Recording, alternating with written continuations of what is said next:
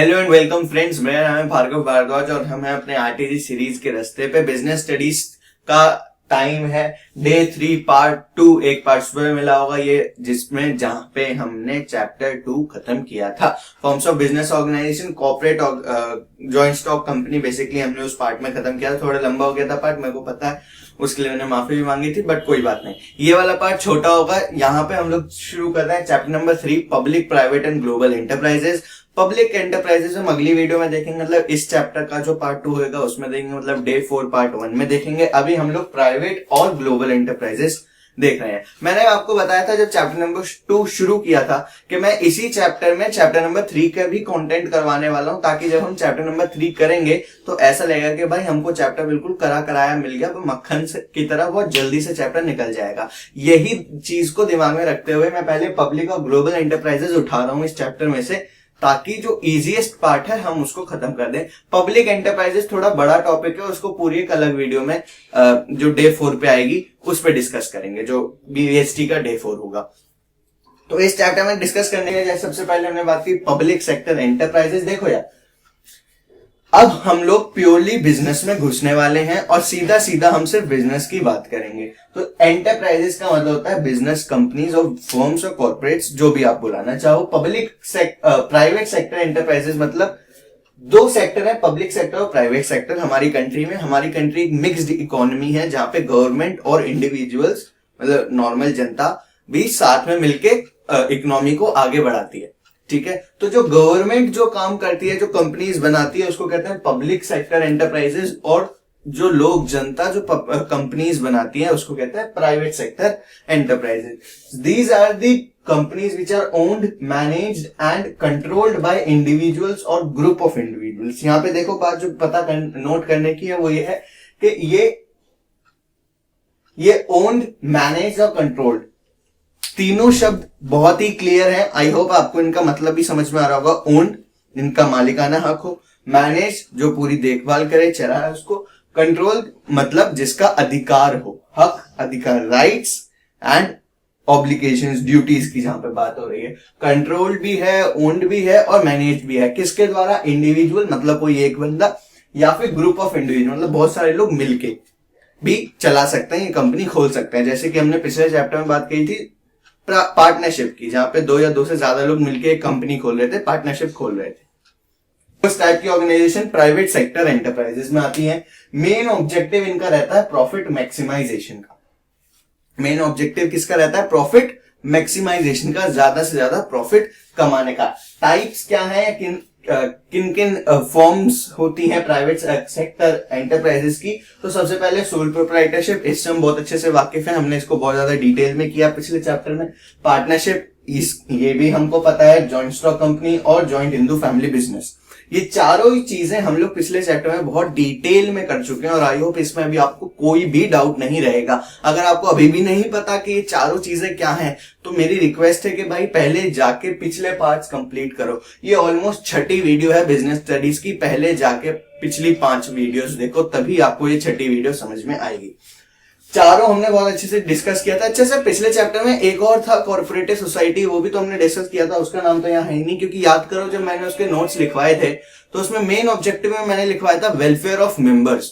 तो उनका prime motive रहता है केवल वेलफेयर करना अपने मेंबर्स के लिए। वेयर एज बिजनेस एंटिटीज की जब हम बात कर रहे हैं, एंटरप्राइजेस की जब हम बात कर रहे हैं, तो ये यहाँ पे से वही आएंगी जिनका मेन ऑब्जेक्टिव होगा प्रॉफिट मैक्सिमाइजेशन का। अब जरा बात सुनो, बिजनेस दिमाग में शब्द आते ही हमें कैसी इमेज आती है हमारे दिमाग में? एक लंबा चौड़ा सा आदमी है, स्लिम ट्रिम, कोट पहन के अपनी ब्लैक कलर की लंबी सी गाड़ी में से निकल रहा होगा, उसके पीछे कांच वाला बड़ा ऑफिस होगा। नॉर्मली यही इमेज बिजनेस शब्द सुन के हमारे दिमाग में आती है। तो बिजनेस का मतलब क्या है? बिजनेस जब भी हम लोग बोलते हैं, इसका मतलब होता है प्रॉफिट से।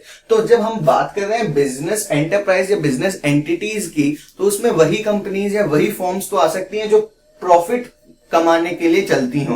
जिनका मोटिव ही नहीं है प्रॉफिट चलाना, हम उनको काउंट कैसे कर सकते हैं? कॉर्पोरेट सोसाइटी ऐसी ही एक ऑर्गेनाइजेशन है जिसका प्रॉफिट कमाना मोटिव होता ही नहीं है, इसलिए हम इसको इंक्लूड नहीं करेंगे। ये ऊपर वाली 3 तो बहुत ज्यादा क्लियर है। जॉइंट हिंदू फैमिली बिजनेस भी बिजनेस एंटिटी ही है, बट थोड़ा सा अलग है। जो चीज भी अलग है वो हम डिस्कस ऑलरेडी कर चुके हैं, मैं दोबारा से उस पर टाइम वेस्ट नहीं करूंगा। बहरहाल की बात यह है कि प्राइवेट सेक्टर एंटरप्राइजेस हमको बहुत अच्छी तरीके से पता है पिछले चैप्टर की वजह से, क्योंकि हमने वो चैप्टर बहुत ज्यादा डिटेल में कर लिया था उस वजह से। तो कोई बात नहीं, प्राइवेट सेक्टर एंटरप्राइज हमारा खत्म हो गया। देखा कितनी आसानी से एक हमने चैप्टर 3 पार्ट में बटा हुआ है, पब्लिक, प्राइवेट और ग्लोबल। चंद मिनट, सिर्फ 5 मिनट के अंदर ही अंदर हमने प्राइवेट सेक्टर खत्म भी कर दिया। यही फायदा था पिछले चैप्टर को इतने डिटेल में करने का। यहाँ पे टाइम ही नहीं लगने वाला है, प्राइवेट सेक्टर बस खत्म, और तुम्हें कुछ जानना ही नहीं है। जो जानना था वो मैं पहले तुम्हें पढ़ा चुका हूं। नेक्स्ट हमारे पास जो तीसरा पार्ट आता है वो है ग्लोबल एंटरप्राइजेस। ग्लोबल एंटरप्राइजेस कौन से एंटरप्राइजेस, मतलब कौन सी बिजनेस एंटिटीज जो ग्लोबल मतलब पूरे दुनिया के लेवल पे स्केल अप करी जा सके। सबसे पहले इसमें आती है मल्टी नेशनल कॉरपोरेशंस या एमएनसीज। ऐसा हो ही नहीं सकता आप लोगों ने अपनी जिंदगी में कभी एमएनसी का नाम ना सुना हो। एमएनसीज में बहुत नौकरी लगती है, इंडिया में भी बहुत एमएनसीज हैं। इनफैक्ट आप जब ग्रेजुएशन करके निकलोगे तो हो सकता है आप में से जो भी अच्छे कॉलेज से अच्छे मार्क्स के साथ ग्रेजुएशन करके निकलोगे 12th के बाद, तो आप में से डायरेक्ट ग्रेजुएशन के बाद भी कई सारी एमएनसीज में काम करने का आपको मौका मिल सकता है। फिलहाल हम यहाँ पे आते हैं एमएनसीज मतलब multi national corporations. Multi means many, national means nation. तो जो मेनी नेशंस में और ऑपरेशंस अपना चलाए, ऐसी कंपनीज या ऐसे कॉर्पोरेट्स मतलब ऐसी बिजनेस एंटिटीज जिनका साम्राज्य, जिनकी वर्किंग, जिनके ऑपरेशन मोर देन 1 कंट्री में फैले हुए हों। Operations in several countries, first point इसका यही है। हेडक्वार्टर्स इन होम कंट्री। होम कंट्री देखो भाई, कोई एक कंट्री होगी जहां से कंपनी बनी होगी, जहां के नागरिकों ने, जहां के लोगों ने कंपनी बनाई होगी, और धीरे धीरे करके वो कंपनी को बड़ा करते गए। और वो कंपनी पहले एक कंट्री, फिर दूसरी कंट्री, फिर तीसरी कंट्री, फिर चौथा देश, फिर 5वां देश, ऐसे कर करके कई सारे देशों में काम करना चालू कर गया। तो जिस देश से वो कंपनी चालू हुई थी, जहां के नागरिकों ने वो कंपनी बनाई थी, जहां की एक्चुअली वो कंपनी है, जहां पे उसका हेडक्वार्टर्स है, वो होती है होम कंट्री। जैसे एशियन पेंट्स की बात करूं तो इट्स एन एमएनसी जिसका जो इंडिया में हेडक्वार्टर्ड है, जिसका इंडिया में होम कंट्री है, जिसकी होम कंट्री इंडिया है। एंड ब्रांचेस, हेडक्वार्टर्स होंगे होम कंट्री में, ब्रांचेस होंगे इन मोर देन 1 कंट्री, तभी उसे ग्लोबल कॉर्पोरेशन, ग्लोबल एंटरप्राइजेस के अंदर आप मल्टीनेशनल कॉर्पोरेशन में डाल सकते हो कि उसकी ब्रांचेस, उसके ऑपरेशंस मोर देन 1 कंट्री में चलते हो। और जो बाकी कंट्रीज रह गई उनको क्या कहते हैं, होस्ट कंट्री। होस्ट कंट्री तो एक तो हो गई होम कंट्री जहां की वो कंपनी एक्चुअल में है, और दूसरी हो गई होस्ट कंट्री जहां पे वो काम करती है। तो 2 टाइप की कंट्रीज की हमें नाम यहाँ पे मिले हैं ग्लोबल एंटरप्राइजेस के अंदर। फीचर्स देख लेते हैं ग्लोबल एंटरप्राइजेस के। क्या है, देखो सबसे पहला फीचर ह्यूज कैपिटल रिसोर्सेज। भाई साफ सीधी सी बात है, कोई कंपनी एकदम पहली बार में तो ग्लोबल हो नहीं जाएगी। पहले उसने छोटे से काम से चालू किया होगा, धीरे धीरे कंपनी बड़ी हुई होगी, अपने शहर में, अपने राज्य में, अपने स्टेट में फैली होगी, बड़ी हुई होगी, पैसा कमाया होगा। फिर वो अपने देश के लेवल पे उसने अपने नेशनल लेवल पे ऑपरेट किया होगा, फिर कहीं जाके वो इंटरनेशनल हुई होगी। तो इसका मतलब यह है कि क्यों उसको चलता हुआ, उस कंपनी को रन करते हुए बहुत साल हो चुके हैं, तो ऑब्वियसली पैसे की तो उस कंपनी के पास कोई कमी रहने ही नहीं वाली है। बहुत ज्यादा कैपिटल रिसोर्सेज होता है, अंधा पैसा होता है इन एमएनसीज के पास। सेंट्रलाइज्ड कंट्रोल, जैसे कि अभी हमने पढ़ा कि हेडक्वार्टर किसी एक कंट्री में ही लोकेटेड होता है और वहीं से ही सारे ऑपरेशन संभाले जाते हैं, जहां भी जिस भी देश में वो कंपनी काम कर रही है, ऑपरेट कर रही है। तो इस तरीके से एक बहुत ही सेंट्रलाइज्ड कंट्रोल, सेंट्रलाइज्ड मतलब डायग्राम से समझाता हूं कि यहाँ पे हेडक्वार्टर्स है और फिर इसकी ब्रांचेस अलग अलग देश में। तो जो भी डिसीजन मेकिंग होगी, जो भी बड़ी पॉलिसी चेंजेस होगी, वो सबसे पहले यहाँ पे ब्रेनस्टॉर्मिंग होगी। उसकी ब्रेन बनाने की कोशिश करता हूँ भाई, वो घटिया सा ब्रेन बनाया पर कोई बात नहीं। सबसे पहले यहाँ पे वो डिसीजन लिया जाएगा और फिर उसके बाद वो डिसीजन लेके करके सारे ब्रांचेस को फॉरवर्ड किया जाएगा। तो मतलब ये है कि जो भी डिसीजन मेकिंग है, जो भी वर्किंग है, वो सबसे पहले सेंट्रलाइज्ड रहेगी। कंट्रोल जो है वो एक ही बॉडी के पास, एक ही हब के पास बेसिकली रहेगा। एडवांस टेक्नोलॉजीज, क्योंकि पैसे की कोई कमी है नहीं, तो ये लोग बहुत ज्यादा पैसा खर्च करते हैं टेक्नोलॉजी पे, क्योंकि इनको एक बात समझ में आ चुकी है कि भाई टेक्नोलॉजी के साथ ही स्केल अप बड़ा होने की पॉसिबिलिटी है। जब तक आप टेक्नोलॉजी का यूज नहीं करोगे जब तक आप टेक्नोलॉजी का यूज नहीं करोगे आप बड़ा नहीं हो सकते। For any business it goes true. Advance technology इसी वजह से ये लोग अपने बिजनेस में रखते हैं काफी मेजर लेवल पे, बड़े लेवल पे। प्रोडक्ट इनोवेशन इनका एक ना अलग से डिपार्टमेंट ही बना देते हैं। पैसे की कोई कमी है नहीं, ठीक है, जितने चाहे उतने लोग रखो, जितनी चाहे उतनी टेक्नोलॉजी रखो। तो ये लोग क्या करते हैं ना कि एक अलग से डिपार्टमेंट ही बना देते हैं अपने प्रोडक्ट को इनोवेट करने का। या तो जो एग्जिस्टिंग प्रोडक्ट है उनके न्यू यूजेस लेके आओ या न्यू प्रोडक्ट्स लेके आओ। क्या बोला? या तो एग्जिस्टिंग प्रोडक्ट्स के न्यू यूजेस लेके आओ या न्यू प्रोडक्ट्स लेके आओ। तो जो भी केस है उसके लिए इन्होंने पूरा अलग रिसर्च एंड डेवलपमेंट डिपार्टमेंट ही बना दिया है, R&D डिपार्टमेंट ही बना दिया है, जिसकी वजह से ये लोग अपने प्रोडक्ट में बहुत ज्यादा इनोवेशन करते हैं, इजी टू यूज करते हैं, जिसकी वजह से कस्टमर्स को भी इनका प्रोडक्ट बहुत ज्यादा पसंद आता है और इनकी सेल्स ऑब्वियसली बढ़ती ही है। मार्केटिंग स्ट्रेटेजी की बात करें तो बहुत एग्रेसिव मार्केटिंग ये लोग फॉलो करते हैं। काफी बड़ी बड़ी एजेंसी से कांटेक्ट करके, कंसल्ट करके अपनी मार्केटिंग स्ट्रेटेजीज डिफाइन करते हैं। बहुत अच्छे प्रोफेशनल्स होते हैं इनके पास जो कि इनको असिस्ट करते हैं मार्केटिंग में,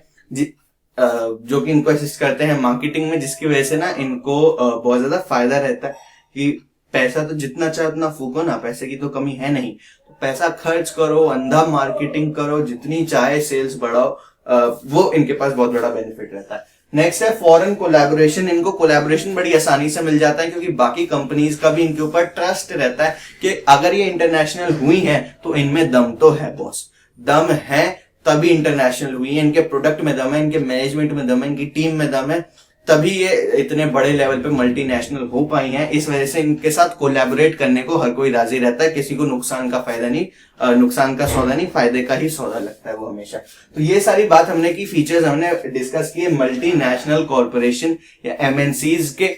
नेक्स्ट जो हमारे पास ऑर्गेनाइजेशन आती है वो है जॉइंट वेंचर्स। ये भी एक टाइप ऑफ ग्लोबल एंटरप्राइज ही है जहां पे हम लोग ना जॉइंट वेंचर्स की बात करेंगे। जॉइंट वेंचर्स क्या होता है? जब दो या दो से ज्यादा बिजनेस आपस में आ जाते हैं, एक साथ मिल जाते हैं काम करने के लिए। जैसे स्कूल में भी तुम्हारे टीम प्रोजेक्ट्स होते होंगे ना, 3-4 बच्चों की टीम बना दी हो, मिलकर एक प्रोजेक्ट कर रहे हैं। तो ऐसे ही जब 3-4 कंपनियां, अब यहाँ पे लोग तो हो नहीं सकते ना, तो जब 3-4 कंपनियां मिलके एक प्रोजेक्ट के ऊपर काम करते हैं उसको जॉइंट वेंचर कहते हैं। हालांकि मैंने जॉइंट वेंचर, मर्जर और एक्विजिशन इन तीनों टॉपिक को एक्सप्लेन करते हुए एक वीडियो अपने चैनल पर अपलोड करी हुई है। तुम्हारे सिलेबस से रिलेटेड नहीं है, लेकिन अगर एक्स्ट्रा नॉलेज और डिटेल में जानना है जॉइंट वेंचर को तो वहां वो वीडियो देख सकते हो।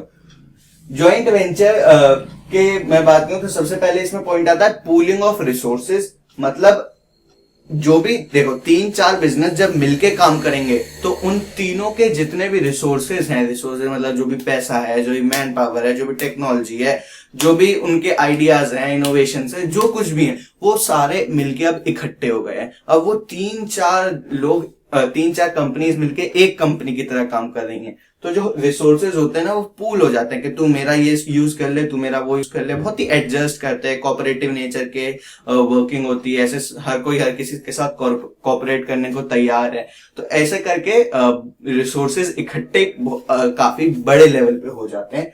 डेफिनेशन या मीनिंग की बात करूं अगर मैं क्लियरली जॉइंट वेंचर का, तो आती है 2 और more businesses joins together for common purpose and mutual profit. जो बात यहाँ पे ध्यान रखने की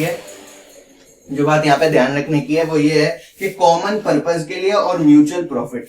कॉमन पर्पस मतलब जो भी 2-3 कंपनीज होंगी, कॉर्पोरेट्स होंगे, वो मिलके एक ही पर्पस के लिए, एक ही एम को अचीव करने के लिए काम करेंगे। और म्यूचुअल प्रॉफिट मतलब हर कोई प्रॉफिट कमाए, इस चीज का भी ध्यान रखा जाएगा। ऐसा नहीं है कि कोई तो प्रॉफिट कमा रहा है जॉइंट वेंचर में, किसी को लॉस हो रहा है, ऐसा नहीं है। हर किसी को ही प्रॉफिट हो, ऐसे ही सिचुएशंस, ऐसे ही प्लानिंग करी जाती है। फीचर्स हम इसके भी पढ़ेंगे। तो सबसे पहला फीचर आता है इंक्रीज रिसोर्स एंड कैपेसिटी। बात सही है भाई, जब 2 या 2 से ज्यादा कंपनीज मिलके आएंगी, एक साथ और काम करेंगी, तो उनके पास रिसोर्सेज भी बड़े होंगे, कैपेसिटी भी बड़ी होंगी, इंक्रीज होंगी। जो भी क्योंकि अब देखो ना, जो इस एक कंपनी है उसके पास इतना मान लो खजाना है, दूसरी कंपनी है उसके पास इतना खजाना है, तीसरी कंपनी है उसके पास इतना खजाना है। जब ये 3 इंडिविजुअल काम कर रहे थे तो ठीक है, लेकिन जब तीनों मिल गए तो जस्ट इमेजिन, इसका खजाना इतना और इसका खजाना इतना बन के कितना बड़ा खजाना इकट्ठा हो गया है। तो इसी वजह से जब ये कंपनीज एक साथ आती हैं तो पूलिंग ऑफ रिसोर्सेज हो जाता है और इनके रिसोर्सेज जो है वो इंक्रीज हो जाते हैं। यही बात इस पॉइंट में समझाने की कोशिश करी है। नेक्स्ट पॉइंट है access to new market and distribution network. देखो भाई, एक कंपनी मान लेते हैं, चलो एग्जांपल ले लेते हैं, इंडिया की कंपनी जाके जापान की किसी कंपनी के साथ जॉइंट वेंचर करती है, ठीक है। इंडिया की कंपनी पहले जापान में माल नहीं बेच रही थी, लेकिन अब क्योंकि उसने जॉइंट वेंचर कर लिया है तो अब इंडिया की कंपनी जापान में भी अपना माल बेचेगी with the help of that company जिसके साथ उसने जॉइंट वेंचर किया है। तो इंडिया की कंपनी के लिए क्या होगा, उसको एक मार्केट साइज उसका बढ़ गया क्योंकि अब ऑडियंस उसकी बढ़ गई जिसको वो माल बेच सकती है। एग्जाम्पल इसका मारुति सुजुकी।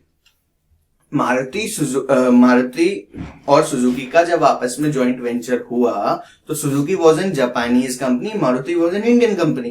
तो जापान की कंपनी आई सुजुकी, वो यहाँ पे आके मारुति के साथ मिली, इसलिए तुम देखो मारुति सुजुकी का कोई एक सिंबल नहीं था, ऐसे करके उनका कोई सिंबल था MS का, मारुति सुजुकी का इकट्ठा। तो दो M और S दो ही दिखते थे हमेशा, उसमें कोई वन सिंगल सिंबल नहीं था, कोई सिंगल मैं कहूँ लोगो नहीं था उनका, M और S दोनों ही दिखते थे। तो जब मारुति सुजुकी आपस में आके मिले तो सुजुकी जब बाहर से आया, जापान से इंडिया में आया, तो वो इंडिया के लोगों को भी अपनी गाड़ियां और अपने फीचर्स बेच पाया, अपनी सर्विसेज बेच पाया। यही फायदा हुआ इंक्रीज मार्केट का। और डिस्ट्रीब्यूशन नेटवर्क मतलब इसी एग्जाम्पल को आगे बढ़ाते हैं। जब सुजुकी इंडिया में आई तो इंडिया में उसका स्टैप कोई भी डिस्ट्रीब्यूशन नहीं था, उसके कोई एजेंट्स नहीं थे, उसके कोई होलसेलर नहीं थे, उसके कोई रिटेलर नहीं थे, लेकिन मारुति का था क्योंकि मारुति तो इंडिया की कंपनी थी ना, वो तो स्टार्टिंग से इंडिया में ही काम कर रही है। इंडिया में मारुति का था, सुजुकी का नहीं था। जब सुजुकी ने मारुति के साथ ज्वाइंट वेंचर किया तो एक तो सुजुकी को इंडिया का मार्केट मिला और जो एजेंट्स और होलसेलर्स मारुति ने अपने लिए बनाए थे उसमें भी सुजुकी को फायदा मिला क्योंकि अब सुजुकी उन्हीं रिटेलर्स और होलसेलर्स की मदद से अपना माल इंडिया के लोगों को बेच रही थी। तो एक्सेस टू न्यू मार्केट भी मिलता है और डिस्ट्रीब्यूशन नेटवर्क भी मिलता है। एक्सेस टू टेक्नोलॉजी की अगर मैं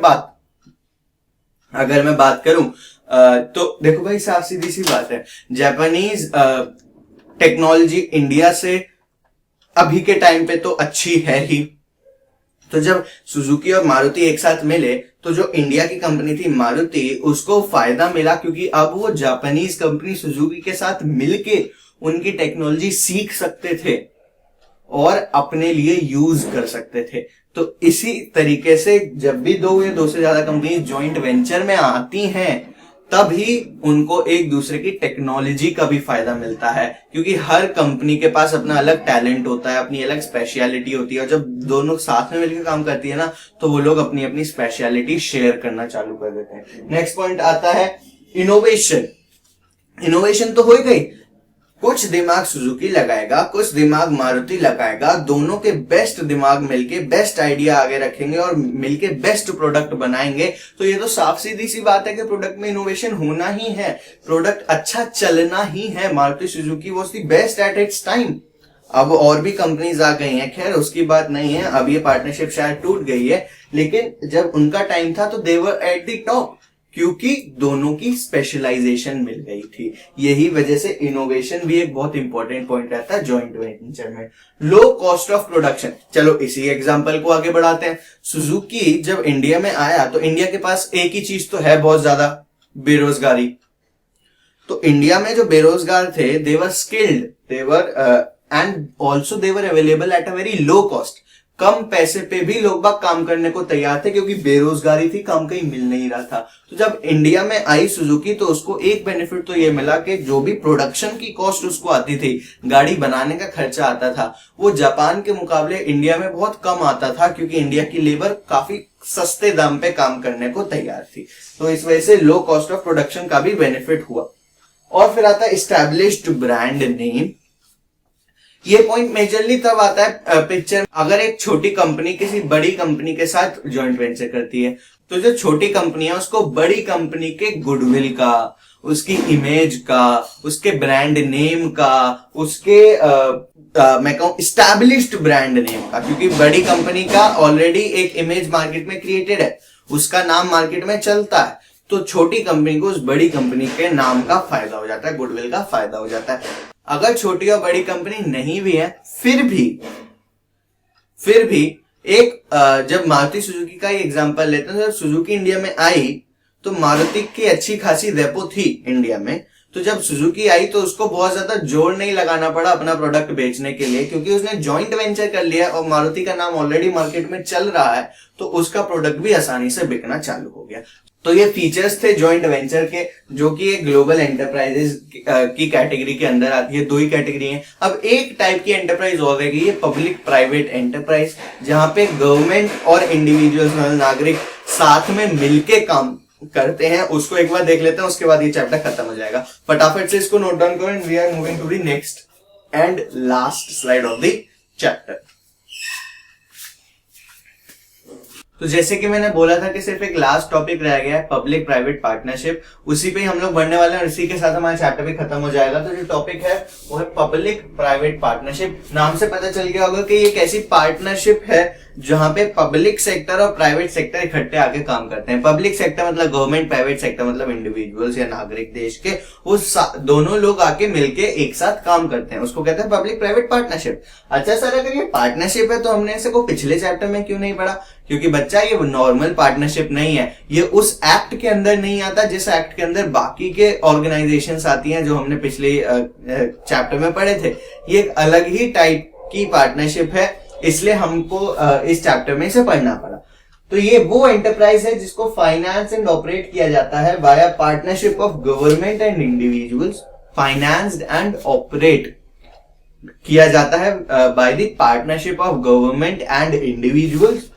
it is a long term partnership. तो जो बातें ध्यान रखने की वो है finance and operated and long term partnership. आप देखो जितने भी बड़े बड़े प्रोजेक्ट्स बनते हैं ना, बड़ी बड़ी बिल्डिंग्स के, रोड्स के, इंफ्रास्ट्रक्चर डेवलपमेंट के, ज्यादातर वो पीपीपी से ही बनते हैं, मतलब पब्लिक प्राइवेट पार्टनरशिप से ही बनते हैं। पीपीपी, ट्रिपल पी से ही बनते हैं, P3 से ही बनते हैं, 3P whatever you want to say, उससे ही बनते हैं। बिकॉज एक तो पैसा ज्यादा लगता है, दूसरा इसमें दोनों चीजों का ध्यान रखना पड़ता है। दोनों चीजें मतलब एक तो वेलफेयर ऑफ द पब्लिक, क्योंकि पब्लिक के लिए बन रहा है, दूसरा क्वालिटी।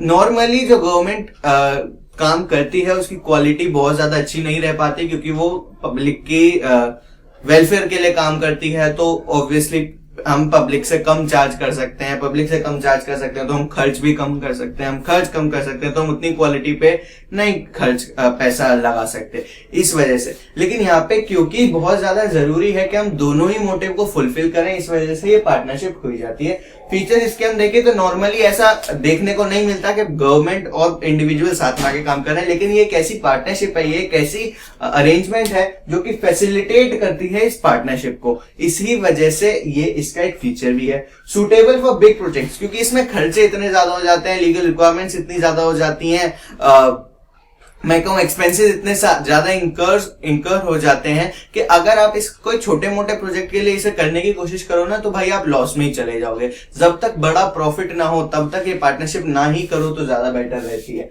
जब तक बड़ा प्रोजेक्ट ना हो तब तक ना करो तो ज्यादा एडवाइजेबल है। नेक्स्ट है पब्लिक वेलफेयर। जैसे कि मैंने अभी बात करी कि पब्लिक वेलफेयर को भी ध्यान में रखना है, क्वालिटी को भी ध्यान में रखना है, इसलिए ये पीपीपी करी जाती है। तो पब्लिक वेलफेयर भी इसका एक फीचर निकल के हमारे सामने आता है। शेयरिंग रेवेन्यू, दोनों ही पब्लिक सेक्टर और प्राइवेट सेक्टर मिलके रेवेन्यू को करते हैं शेयर, तो इस वजह से ये भी एक फीचर है पीपीपी का। हालांकि ये टॉपिक बहुत ज्यादा डिटेल में नहीं है, सिर्फ इतना ही है, ना इसके बारे में कोई ज्यादा सवाल पूछे जा सकते हैं, लेकिन क्योंकि 1 मार्कर्स हैं तो हम उम्मीद कर सकते हैं कि कुछ पूछ लिया जाए, इस वजह से बहुत शॉर्ट में मैंने आपको ये बताया। 30 मिनट की भी वीडियो नहीं है जो मैंने आपको ये वीडियो दी है, और लगभग इतनी ही अगली वीडियो भी होगी। इस चैप्टर का छोटा चैप्टर है, प्यार से निपट जाएगा, पर जरूरी है कि इसको पूरे ध्यान लगा के पढ़ा जाए, क्योंकि इसमें से क्वेश्चन बनने के चांसेस बहुत ज्यादा है, पॉइंट्स बहुत ज्यादा है याद रखने के लिए। इस वजह से जरूरी है कि वीडियो को एक तो बार बार देखो, अगर नहीं समझ में आता है कुछ, फिर भी नहीं समझ में आ रहा है तो कमेंट सेक्शन तो ओपन है ही, और बिजनेस स्टडीज तो वीडियो है, अकाउंट्स पढ़ना है, इकोनॉमिक्स पढ़ना है, क्योंकि नंबर तो लाने हैं 11th में। सीबीएसई ने बोल दिया कि हम ऑफलाइन पेपर करेंगे, तो तुम लोगों के भी ऑफलाइन ही होंगे बॉस, ज्यादा उम्मीद मत रखना। ऑनलाइन पेपर्स की, ऑफलाइन ही होंगे, टेंशन ना लो। हम ये आरटीजी सीरीज इसी वजह से लेके आए ताकि तुम्हारे नंबर अच्छे आए, और इस आरटीजी सीरीज को फॉलो करना है तो क्या करना पड़ेगा, चैनल को सब्सक्राइब करना पड़ेगा ताकि वीडियोस के नोटिफिकेशन आपको मिलते रहे। बेल आइकन दबाओगे तभी नोटिफिकेशन मिलेंगे। इसके अलावा अगर मैं बात करूं तो वीडियो को लाइक करके शेयर करना ही बहुत इंपॉर्टेंट काम रहता है। वीडियो को लाइक करने का मतलब है कि तुमको मेरा एफर्ट पसंद आ रहा है, तो मैं अगली बार भी जब तुम लोग 12th में आओगे तो मैं कुछ सोच सकता हूं कि तुम्हारे लिए कुछ लेके आऊं। इस बार क्लास 11th के लिए लेके आया हूं, अगली बार 12th के लिए लेके आएंगे। ठीक है, प्रॉमिस नहीं कर रहा हूं, प्रॉमिस मैं कुछ नहीं कर रहा हूं कि अगली बार आएगा ही। अगर तुम लोग वीडियो को लाइक करोगे तो आएगा, क्योंकि मेरे को पता चलेगा कि तुमको मेरा काम पसंद आ रहा है। फिलहाल की बात यह कि वीडियो को शेयर करना पड़ेगा उन दोस्तों के साथ जिन्होंने पूरे साल कुछ नहीं पढ़ा और अब भी ज्यादा कुछ खास हालत है नहीं। तो हम बहुत ही बेसिक से लेके जा रहे हैं, बहुत ही नीचे से मैं तुम बच्चों का लेवल उठा रहा हूं, धीरे धीरे तुमको एग्जाम के लेवल के लिए प्रिपेयर कर रहा हूं। जरूरी है कि तुम लोग बस मन लगा के पढ़ते रहो, बस सुनते रहो, जो मैं कह रहा हूँ उसको बस सुनते रहो यार, और जो मैं लिखवा रहा हूँ उसको लिखते रहो, नैया पार हो जाएगी। तब तक के लिए that's all for today and thank you and have a nice day.